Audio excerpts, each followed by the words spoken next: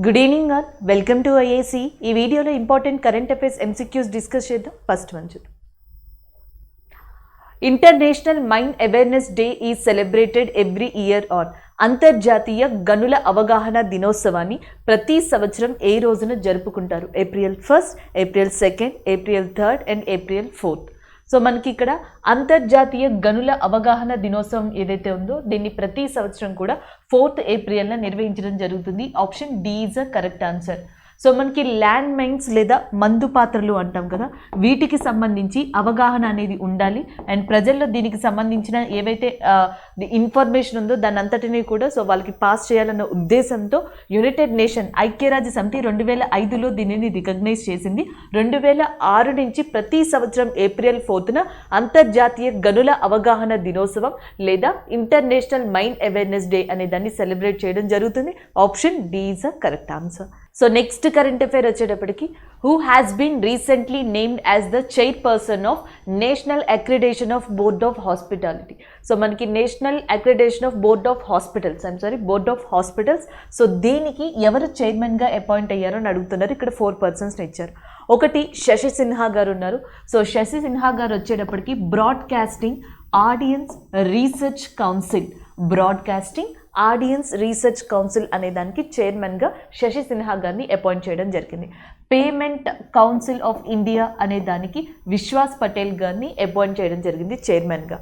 So next forest research institute, దీని యొక్క head quarters అనేది మనకి డెహ్రాడూన్ కేంద్రంగా ఉంది. సో ఫారెస్ట్ రీసెర్చ్ ఇన్స్టిట్యూట్కి సంబంధించి రేణు సింగ్ గారిని అపాయింట్ చేయడం జరిగింది చైర్మన్గా. ఇక మహేష్ వర్మ గారు ఎవరైతే ఉన్నారో సో ఈయనని national accreditation of board of hospitals చైర్పర్సన్గా సో ఇటీవల నియమించారు. Option A is a correct answer, Mahesh Varma. So next question చూద్దాం.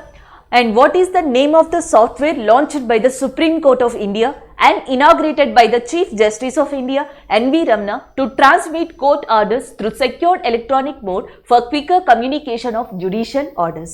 సో మనకి ఏవైతే సుప్రీంకోర్టు న్యాయపరమైన ఉత్తర్వులని జారీ చేస్తుందో సో వాటిని చాలా వేగంగా and as well as and చాలా సెక్యూర్గా వాటిని రిలీజ్ చేయడం కోసం ఇటీవల ఒక సిస్టమ్ని ఇనాగ్రేట్ చేశారు. ఆ సిస్టమ్ని భారతదేశ ప్రధాన న్యాయమూర్తి అయిన ఎన్వి రమణ గారు ఎవరైతే ఉంటారో సో ఆయన ఇనాగ్రేట్ చేయడం జరిగింది. సో ఆ సిస్టమ్ పేరు ఏంటి అని అడుగుతున్నారు. FASTER. Option C is a correct answer. So fast and secure transformation of electronic రికార్డ్స్గా దీన్ని చెప్పొచ్చు. Fast and secure transmission of electronic records ఫాస్టర్గా చెప్తున్నారు. సో దీనిని ప్రస్తుతం భారతదేశ ప్రధాన న్యాయమూర్తి అయిన ఎన్వి రమణ గారు ఎవరైతే ఉన్నారో ఆయన ఇనాగ్రేట్ చేయడం జరిగింది. Option C is the correct answer. అలాగే గతంలో కూడా సుప్రీంకోర్టు అనేది మనకి కరెంట్ అఫైర్స్లో ఉంది మార్చ్ మంత్లో. సో మార్చ్ మంత్లో ఉండడానికి కారణం ఏంటంటే ఏకే సిక్రీ హై పవర్ కమిషన్గా చెప్పచ్చు. మనకి ఉత్తరాఖండ్కి సంబంధించి చార్ధామ్ యాత్ర ఏదైతే ఉందో సో ఈ చార్ధామ్ యాత్ర ప్రాజెక్టుకి సంబంధించి ఇటీవల సుప్రీంకోర్టు ఒక హై పవర్ కమిషన్ని ఏర్పాటు చేయడం జరిగింది. ఈ హై పవర్ కమిషన్కి చైర్మన్గా ఏకే సిక్రీ గారిని అపాయింట్ చేశారు. సో దాన్ని కూడా ఇక్కడ మీరు రివైజ్ చేయొచ్చు. అంటే సుప్రీంకోర్టుకి సంబంధించి మార్చ్ అండ్ ఏప్రిల్ మంత్లో 2 ఇంపార్టెంట్ కరెంట్ అఫైర్స్ ఉన్నాయి. ఒకటి, సుప్రీంకోర్టు చార్ధామ్ యాత్రకి సంబంధించి ఏకే సిక్రీ అనే పర్సన్ని అధ్యక్షతన ఒక కమిషన్ని ఏర్పాటు చేయడం జరిగింది. రెండోది, రీసెంట్గా మనకి fast and secure transmission of electronic records అనే ఒక సిస్టమ్ని ఇటీవల సిజిఐ ఎన్వి రమణ గారి చేతుల మీదుగా ఇనాగ్రేట్ చేయడం జరిగింది. అండ్ ద నెక్స్ట్ వన్ చూద్దాం. Next one, and who has been appointed as the new director general of geological survey of India. Geological survey of India నూతన డైరెక్టర్ జనరల్గా ఎవరు నియమితులయ్యారని చెప్పేసి అడుగుతున్నారు. సో ఆన్సర్ వచ్చేటప్పటికి doctor S R Raju is a correct answer. So doctor S Raju ఎవరైతే ఉన్నారో ఆయన ఇటీవల మనకి జియోలాజికల్ సర్వే ఆఫ్ ఇండియాకి నూతన డైరెక్టర్గా అపాయింట్ అయ్యారు. దీని యొక్క హెడ్ క్వార్టర్స్ వచ్చేటప్పటికి మనకి కలకత్తా కేంద్రంగా ఉంది. సో కలకత్తా హెడ్ క్వార్టర్స్గా ఉన్న జియోలాజికల్ సర్వే ఆఫ్ ఇండియాకి డాక్టర్ ఎస్ రాజు గారు ఇటీవల డైరెక్టర్ జనరల్ ఆఫ్ కింద మనకి అపాయింట్ అవ్వడం జరిగింది. దీని హెడ్ క్వార్టర్స్ కలకత్తాలోనే ఉంది. కానీ జియోలాజికల్ సర్వే ఆఫ్ ఇండియా యొక్క రీజనల్ ఆఫీసెస్ అనేవి భారతదేశంలో ఇంకొన్ని ప్రదేశాల్లో ఉన్నాయి. ఫర్ ఎగ్జాంపుల్ ఉత్తరప్రదేశ్లో దీని యొక్క రీజనల్ ఆఫీస్ అనేది మనకి లక్నో కేంద్రంగా ఉంది. ఈవెన్ తెలంగాణలో కూడా హైదరాబాద్ కేంద్రంగా ఉంది. అలాగే రాజస్థాన్ వచ్చేటప్పటికి జైపూర్ కేంద్రంగా ఉంది.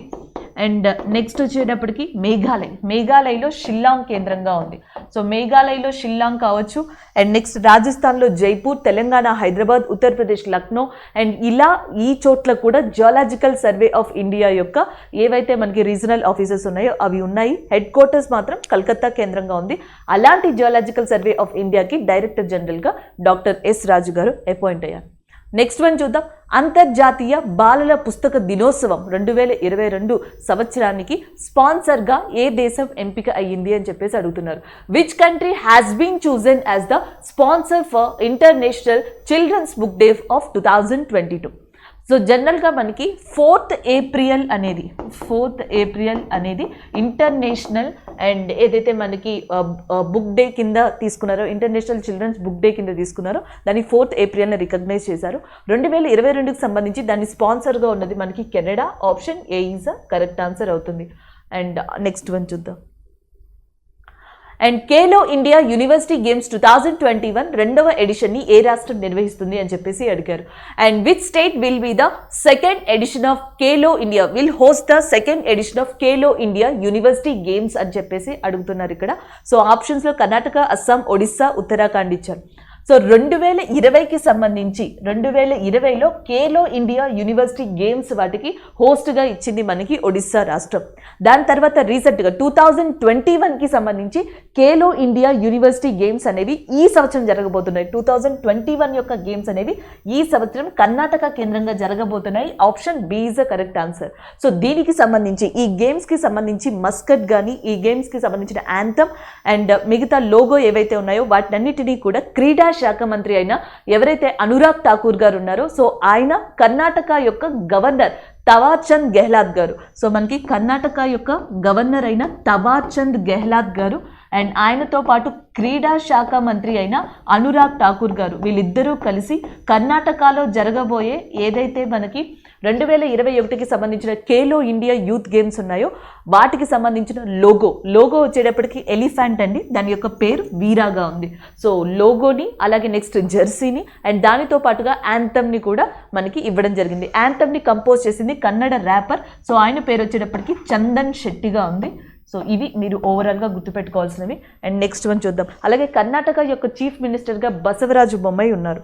అండ్ ద నెక్స్ట్ వన్ 2022లో ప్రపంచ ఆటిజం అవేర్నెస్ డే యొక్క ఇతివృత్తాంతం ఏంటి అని అడుగుతున్నారు. What is the theme of the world autism awareness day in 2022? So ఆప్షన్స్లో మనకి డిఫరెంట్ ఆప్షన్స్ ఇచ్చారు. Inclusion in the work place and next వచ్చేటప్పటికి the transition of adulthood, inclusive quality education for all and assistive technologies అని చెప్పేసి ఇవ్వడం జరిగింది.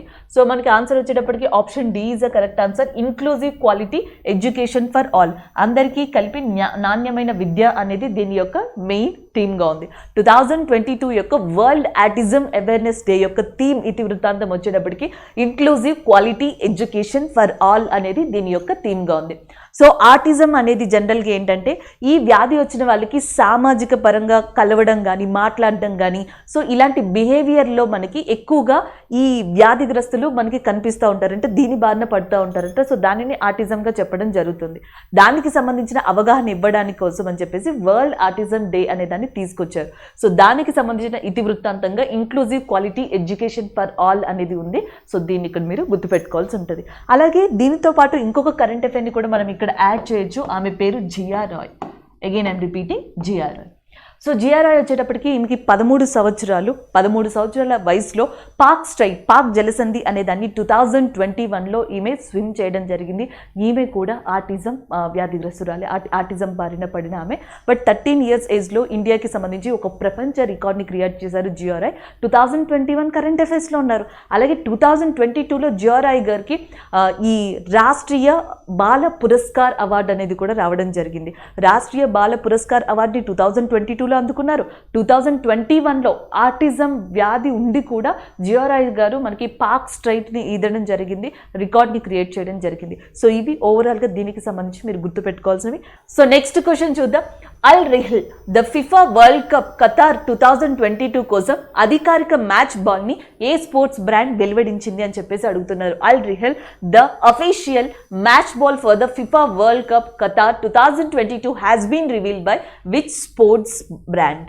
So ఆప్షన్స్లో different brands ఇచ్చారు. ఆన్సర్ వచ్చేటప్పటికి Adidas is the correct answer. Option C is the correct one.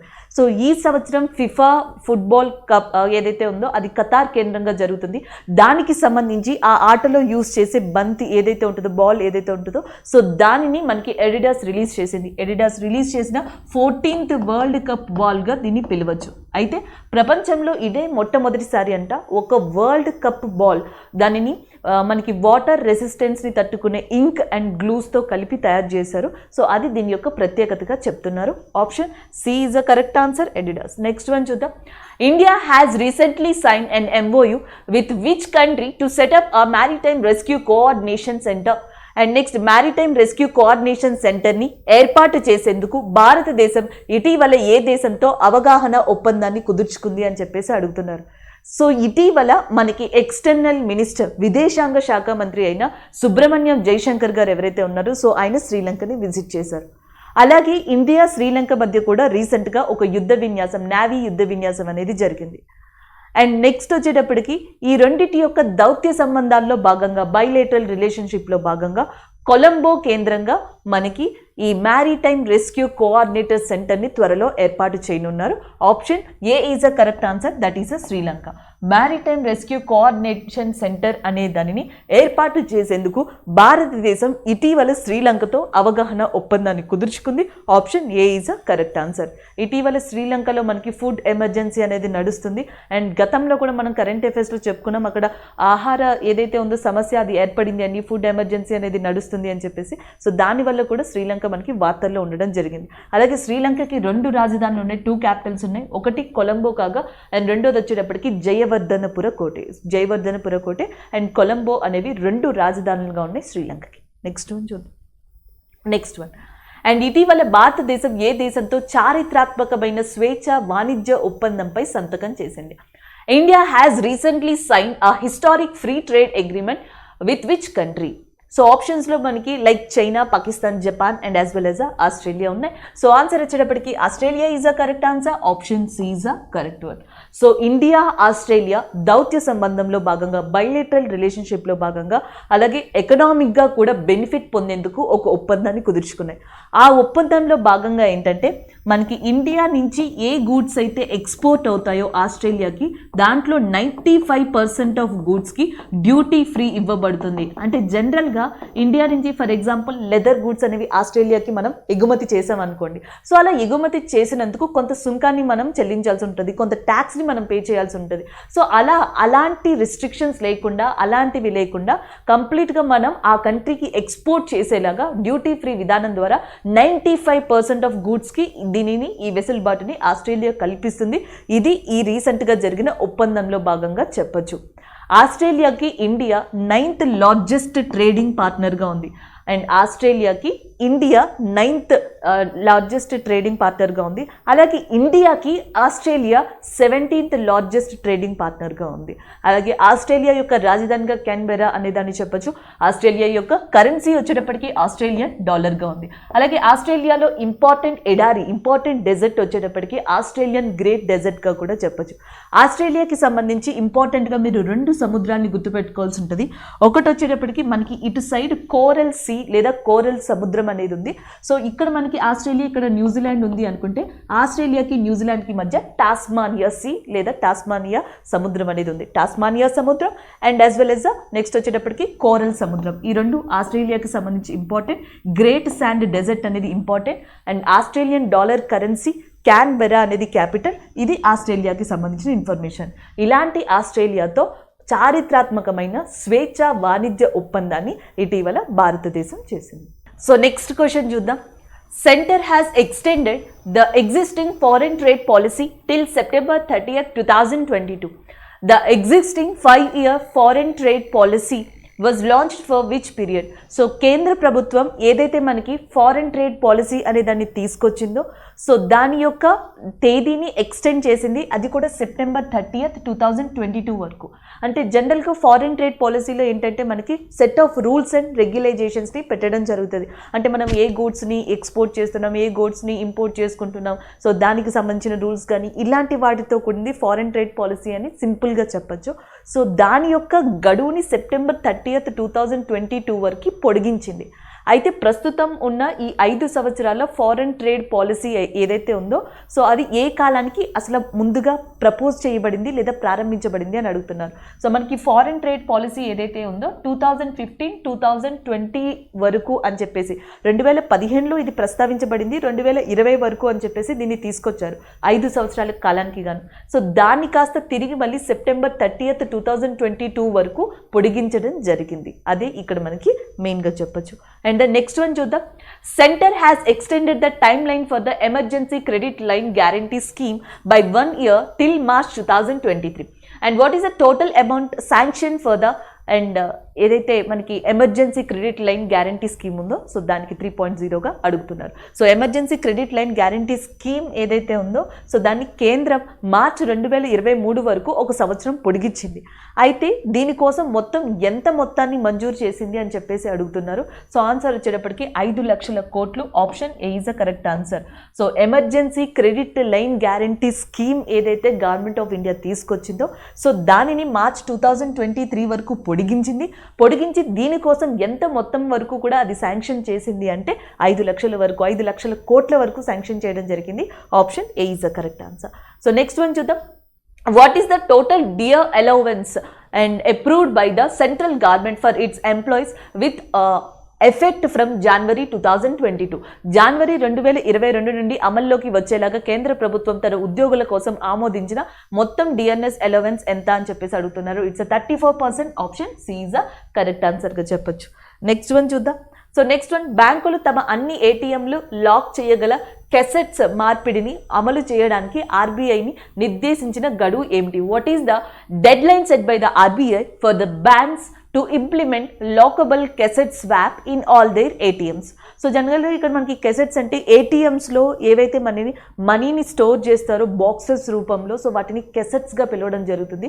So వాటికి సంబంధించి లాకబుల్ కెసెట్ స్వాప్ని ఇంప్లిమెంట్ చేయడం కోసం ఆర్బీఐ గడువుని ఎప్పటి వరకు ఇచ్చింది అని అడుగుతున్నారు. March 31st 2023 వరకు ఇవ్వడం జరిగింది. Option A is the correct answer. Next one చూద్దాం. And tap to pay for UPI is a new functionality launched by the which digital platform? So మనకి tap to pay for UPI అనేది కొత్త కార్యాచరణ ఏ digital platform ద్వారా ప్రారంభించబడింది అని చెప్పేసి అడుగుతున్నారు. అది జీపే ద్వారా ప్రారంభించబడింది. Option B is the correct answer. So next one, as per Central Board of Direct Taxes data, what is the total number of advancing price agreements signed by it with Indian taxpayers in financial year 2021-22? So మనకి central board of direct taxes data ప్రకారం 2021-22 financial ఇయర్కి సంబంధించి భారతీయ పన్ను చెల్లింపుదారులతో సంతకం చేసిన advanced pricing agreement యొక్క మొత్తం సంఖ్య ఎంత? సో ఇక్కడ అడ్వాన్స్డ్ ప్రైజింగ్ అంటే అర్థం ఏంటంటే, అగ్రిమెంట్ అంటే ట్యాక్స్ పేయర్కి ట్యాక్స్ అథారిటీ ఎవరైతే ఉంటారో వీళ్ళిద్దరికీ మధ్య కొన్ని సంవత్సరాలు లైక్ కాంట్రాక్ట్ అనొచ్చు లేదా అగ్రిమెంట్ లాంటిది అనొచ్చు. ఈ ట్యాక్స్ పేస్కి సంబంధించిన దాన్ని అడ్వాన్స్ ప్రైజింగ్ అగ్రిమెంట్గా చెప్పొచ్చు. సో దానికి సంబంధించి సిబి డేటా ప్రకారం మనకి ఫినాన్షియల్ ఇయర్ 2021-22లో సో ఎంత మొత్తంలో మనకి ఈ ఒప్పందం అనేది జరిగింది చెల్లింపుదారులతో అని అడుగుతున్నారు. 62%. Option C is the correct answer. Thank you.